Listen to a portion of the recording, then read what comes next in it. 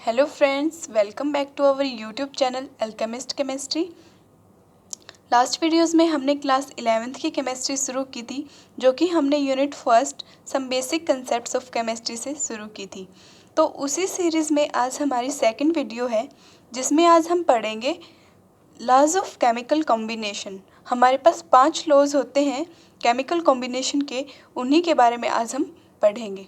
ठीक है, तो चलिए शुरू करते हैं अपना टॉपिक। सबसे पहला जो लॉ है वो है लॉ ऑफ कंजर्वेशन ऑफ मास।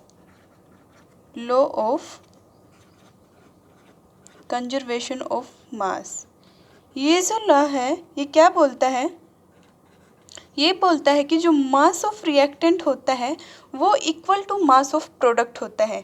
जब भी कोई केमिकल रिएक्शन होगी, उसमें जब भी कोई दो रिएक्टेंट रिएक्ट करेंगे और प्रोडक्ट बनाएंगे, तो जो रिएक्टेंट का मास है वो इक्वल होगा प्रोडक्ट के मास के।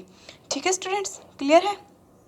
देखिए, अगर ऐसे देख सकते हैं, ए और बी कोई दो रिएक्टेंट हैं, ये मिलके कोई प्रोडक्ट बना रहे हैं ए बी, तो जो इनका मास है इन दोनों का वो इक्वल होगा ए बी के इक्वल। तो डेफिनेशन क्या होती है इसकी? देखिए, it states that during any physical and chemical reaction और केमिकल रिएक्शन या फिर रिएक्शन की जगह चेंज भी बोल सकते हैं हम, chemical change, the total mass of reactant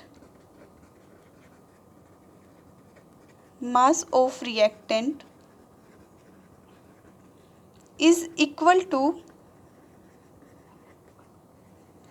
total mass of product। ठीक है, क्लियर है? जैसे हम H2O का एग्जाम्पल देते हैं। अगर हमारे पास हाइड्रोजन है और ऑक्सीजन है, जब ये दोनों कंबाइन होंगे तो ये हमें क्या देंगे?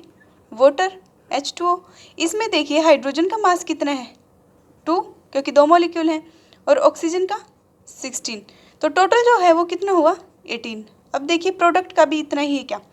अगर इसमें देखें, इसमें भी हाइड्रोजन का कितना मास है? 2 प्लस ऑक्सीजन का 16, ये भी क्या है? 18। तो इसको हम बोलते हैं लॉ ऑफ कंजर्वेशन ऑफ मास। ये लॉ हमें यही बताता है। अगर दूसरी लैंग्वेज में हम बोलें तो ये भी कह सकते हैं कि मास can neither be created nor be destroyed during any chemical और फिजिकल चेंज।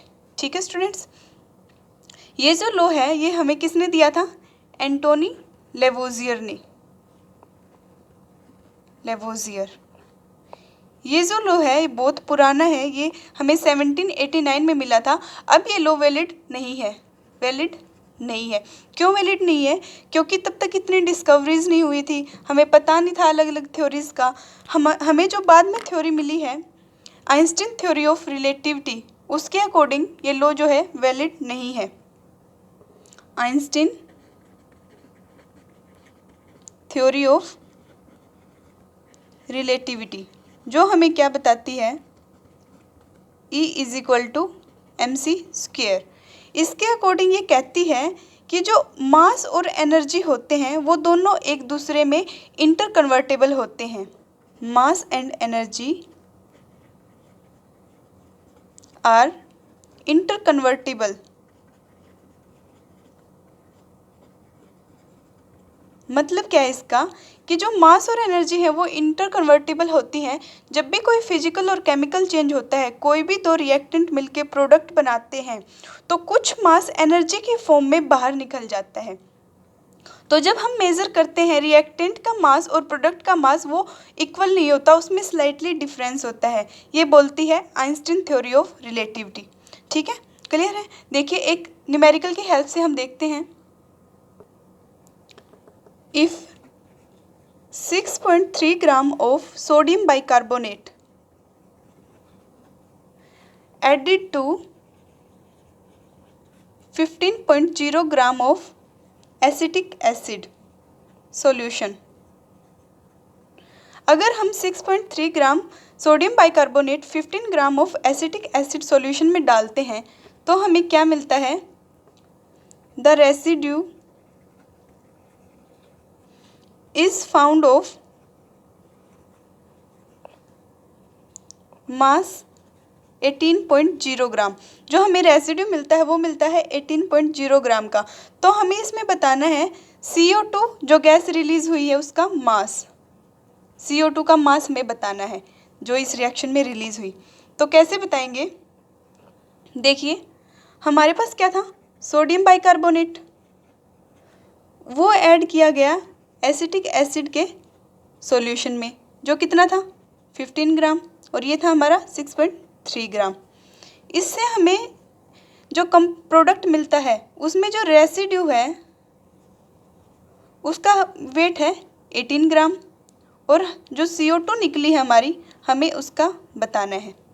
तो सिंपल सी बात है, हम इसमें क्या करेंगे, sum of reactant equal to sum of product. ठीक है फ्रेंड्स, क्लियर है? यही हमारा क्या है, law of conservation of mass. ठीक है, तो रिएक्टेंट का अगर हम सम करें तो हमारे पास कितना आता है 6.3 प्लस 15, और इस तरफ करें 18 प्लस सम ऑफ प्रोडक्ट। एक मिनट के लिए हम CO2 का अगर ले लें ए मान लें तो इस तरह से होगा। अब हमें क्या चाहिए, ए की वैल्यू चाहिए। ए की वैल्यू निकालने के लिए हमें करना पड़ेगा 16.3 प्लस 15 माइनस 18, ये क्या होगा हमारा 21.3 माइनस 18। अगर इसमें से हम 18 को माइनस करेंगे तो हमारा जो मास आएगा वो आएगा 3.3 ग्राम। तो CO2 का जो मास हुआ वो कितना हुआ 3.3 ग्राम। इस तरह के न्यूमेरिकल बनते हैं लॉ ऑफ कंजर्वेशन ऑफ मास पे। क्लियर है? नेक्स्ट देखिए, सेकंड जो लॉ है हमारा वो है हमारा लॉ ऑफ कांस्टेंट कंपोजिशन,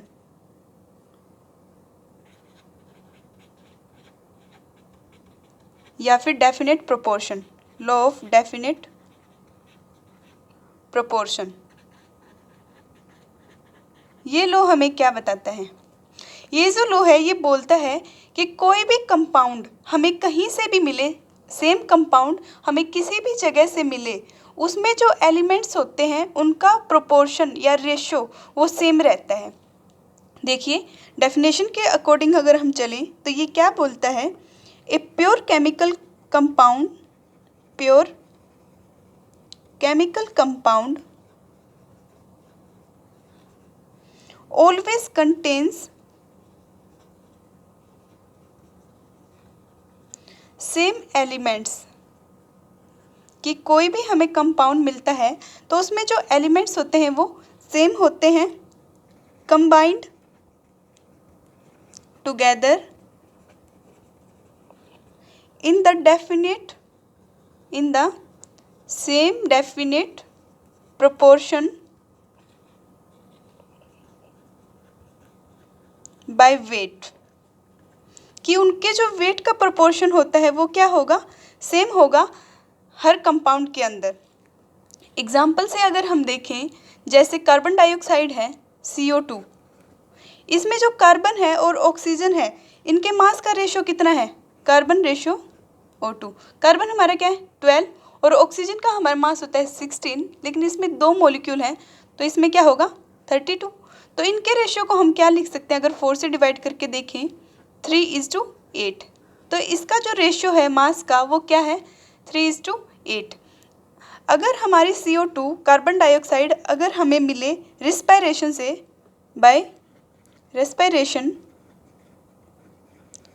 जब हम सांस छोड़ते हैं तब हमें CO2 जो हमारी रिलीज होती है उसका भी फॉर्मूला क्या होगा CO2, तो उसका जो रेशियो होगा वो भी क्या होगा 3:8। ये मैटर नहीं करता कि CO2 हमें कहाँ से मिल रही है, अगर बर्निंग ऑफ कोल से हमें मिलती है CO2 तो उसका भी रेशियो क्या होगा 3:8। अगर हम लाइमस्टोन को हीट करें,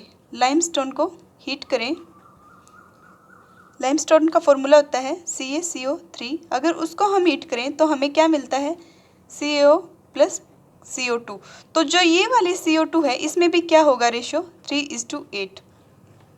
अगर सिंपल लैंग्वेज में हम बताने की कोशिश करें तो देखिए, अगर हम चीनी लेते हैं, हमने हमारे घर से चीनी ले ली या हम अपने पड़ोसी से ले आए या किसी दुकान से ले आए, तो जो चीनी की प्रॉपर्टी है वो क्या है कि वो मीठी है, वो कहीं से भी ले। तो उसी तरह से अगर हमारा कोई भी कंपाउंड है, ए प्योर केमिकल कंपाउंड, उसमें जो एलिमेंट्स होंगे वो क्या होंगे, सेम। ये उसकी प्रॉपर्टी है कि वो कंपाउंड सेम एलिमेंट्स से बनेगा और जो उसका एलिमेंट्स का प्रोपोर्शन है वेट का वो क्या रहेगा, फिक्स रहेगा।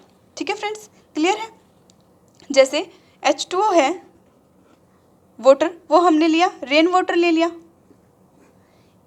एक हमने ले लिया रिवर से।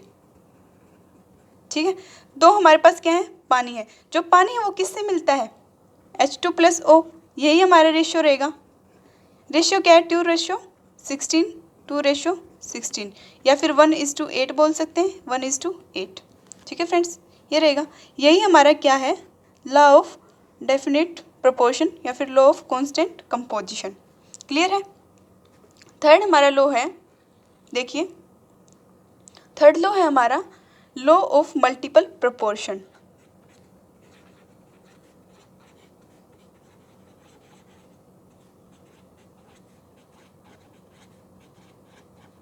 ये हमें क्या बताता है, देखिए ये जो लॉ है ये हमें बताता है, डेफिनेशन देखिए, डेफिनेशन के अकॉर्डिंग हम चलेंगे। When two elements combine,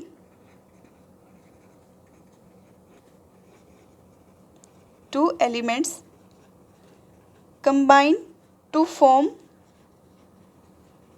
more than one compound, more than one compound, then the masses of one of the elements which combine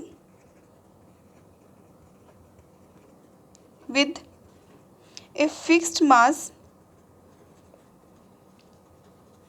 of the other element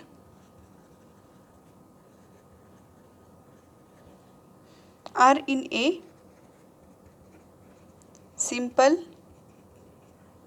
whole number ratio। Definition थोड़ी confusing है, तो देखिए क्या बोलता है, जब भी कोई दो एलिमेंट कंबाइन होते हैं और एक से ज़्यादा कंपाउंड बनाते हैं, तो जो मास होता है किसी भी एक एलिमेंट का, वो कंबाइन कर रहे हैं एक फिक्स्ड मास के साथ। जैसे एक एलिमेंट्स का तो जो है मास है वो चेंज होता रहता है, एक बार एक मॉलिक्यूल ले लेंगे हम, नेक्स्ट टाइम दो मॉलिक्यूल ले लेंगे, वो एक फिक्स्ड मास के एलिमेंट्स से क्या कर रहा है, कंबाइन कर रहा है, और उनका जो रेशियो है वो कैसा है, सिंपल होल नंबर रेशियो। ये जो लो है, देखिए एक एग्जाम्पल की हेल्प से अगर हम देखें, हाइड्रोजन और ऑक्सीजन अगर हम लें, तो ये दोनों मिलके क्या बनाते हैं, एक बार के लिए ये बनाते हैं H2O, जिसमें हाइड्रोजन की क्या है, 2 मॉलिक्यूल और ऑक्सीजन का 1 मॉलिक्यूल। ठीक है, तो और दूसरे कंपाउंड में ये बनाएं H2+O2, हाइड्रोजन परऑक्साइड की कोई भी दो एलिमेंट कंबाइन करके एक से ज़्यादा कंपाउंड बना रहे हैं। एक बार इसने बनाया वाटर और एक बार क्या बनाया, हाइड्रोजन परऑक्साइड। तो इसमें क्या देखेंगे हम, जो फिक्स्ड मास है ये वाला, किसका फिक्स्ड मास है, हाइड्रोजन का, उसके साथ किसका रेशो, ये तो फिक्स्ड मास है, इसके साथ कंबाइन क्या हो रहा है, ऑक्सीजन, जिसका फर्स्ट में अलग मास है और सेकंड में अलग मास।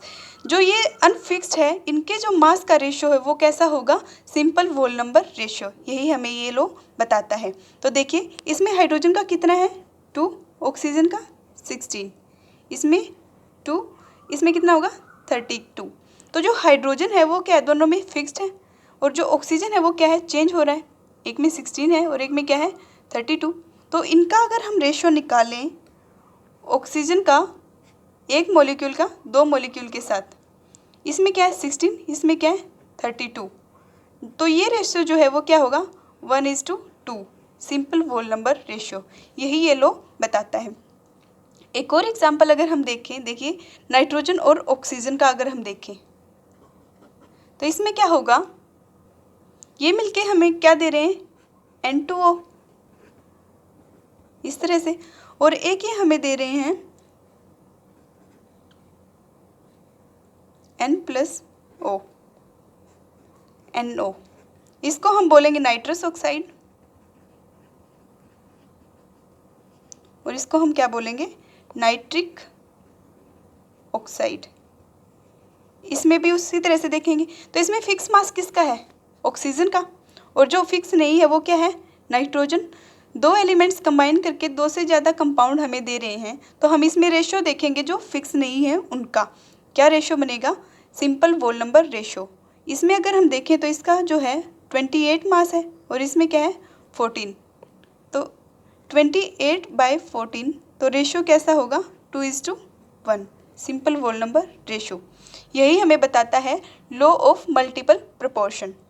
नेक्स्ट देखिए, लॉ ऑफ रेसिप्रोकल प्रोपोर्शन क्या हम बताता है हमें, लॉ ऑफ रेसिप्रोकल प्रोपोर्शन। ये जो लॉ है ये हमें दिया था रिचटर ने इन 1792। ये क्या बोलता है, देखिए डेफिनेशन क्या है इसकी, when two different elements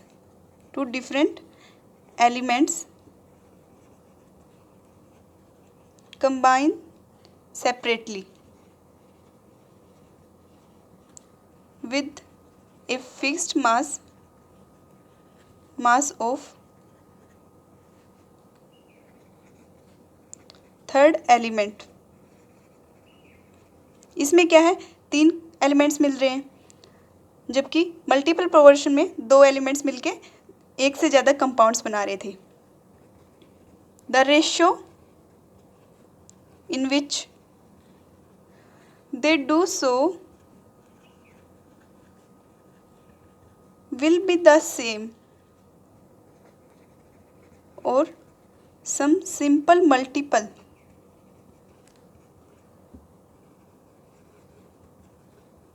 of the ratio in which they combine with each other।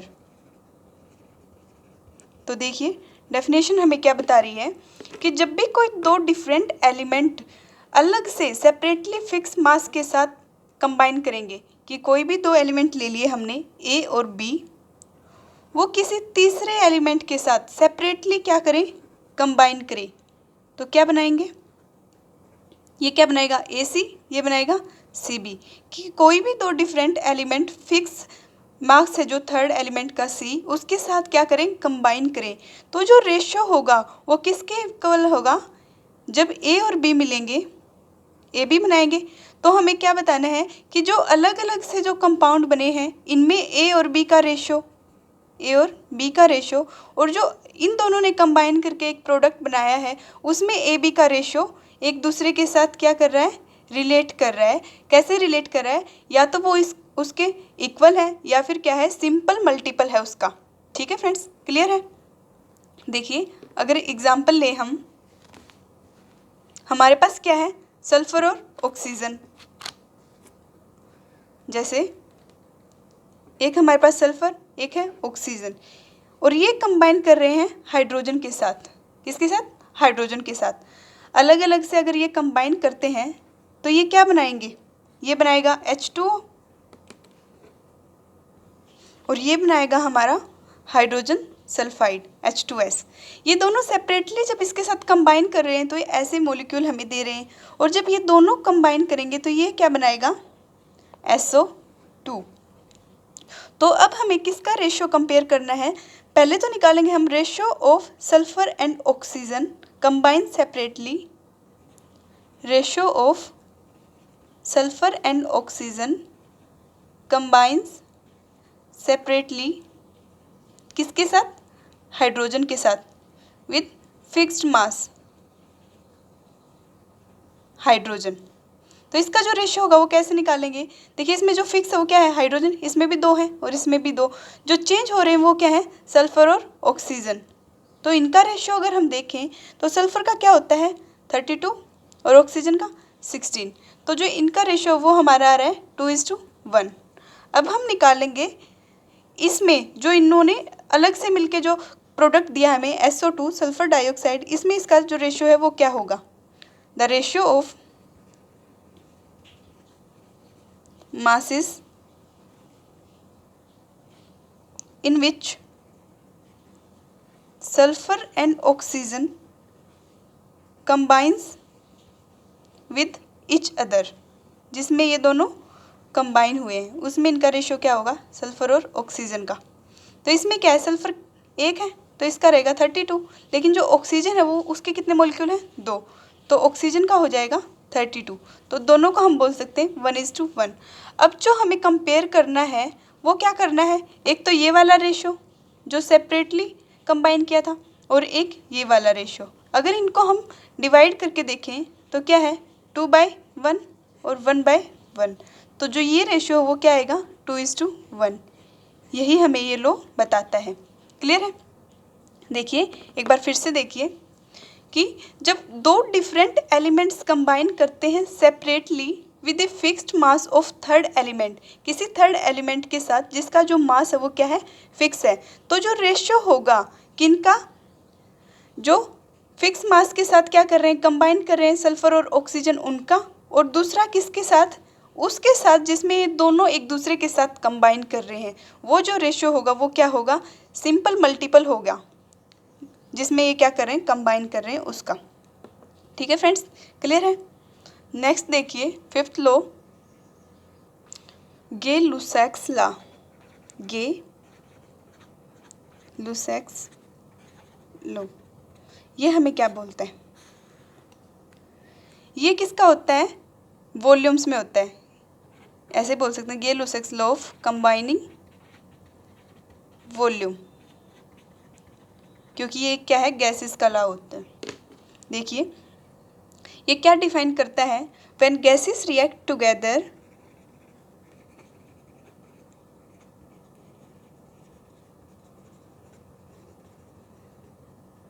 they do so in volumes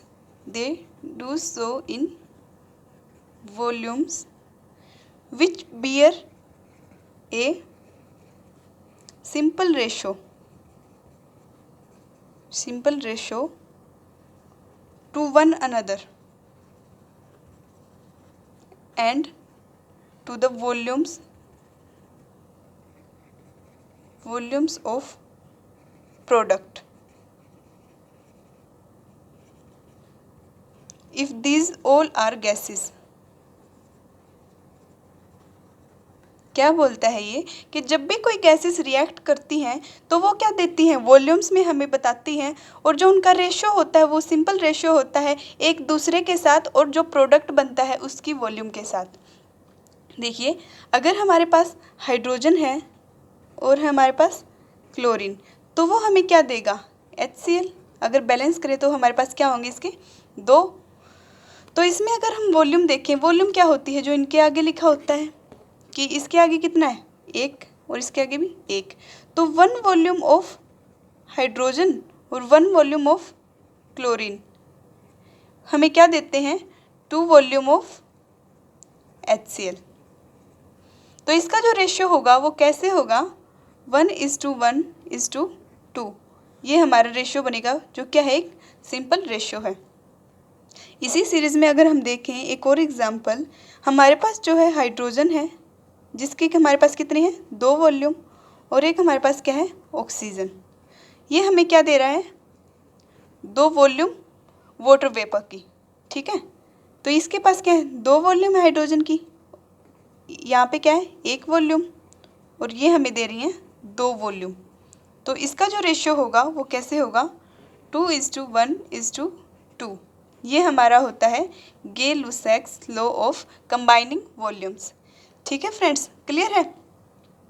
तो आज की वीडियो में हमने पढ़ा लॉज ऑफ केमिकल कॉम्बिनेशंस। जो हमारे पास कितने लॉ थे? 5 लॉ थे। सबको हमने अलग अलग से डीपली पढ़ा है। आई होप आप सबको क्लियर होगा। तो आज के लिए इतना इनफ है। नेक्स्ट वीडियो में हम करेंगे डाल्टन एटॉमिक थ्योरी, उसकी limitations, modern atomic theory and Avogadro hypothesis. ठीक है friends, thank you for watching guys and keep supporting